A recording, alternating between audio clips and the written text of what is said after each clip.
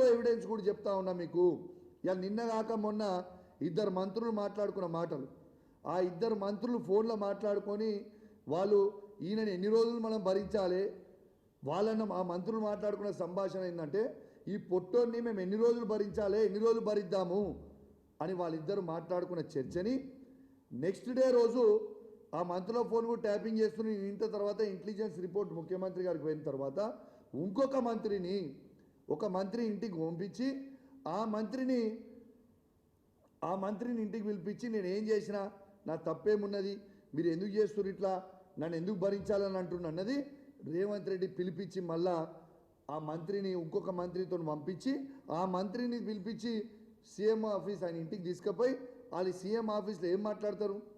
లేదు నేను చేయలేను మాట్లాడేదంటే మిస్టర్ మినిస్టర్ నా పని ఏముంది, నా పని మీ మంత్రులది ఎమ్మెల్యేలది ఫోన్ ట్యాపింగ్ చేసుకొని నేను ఇంటనే ఉంటాను, నేను చేయాల్సింది మా ఇంటర్వ్యూ అదే పని చేస్తున్నా, మీరు మాట్లాడేది ప్రతిదీ వింటా అన్నది ఇది రేవంత్ రెడ్డి బరాబర్ అన్నాడు ఆ మంత్రులతోని. నేను చెప్తుంది ఫ్యాక్ట్.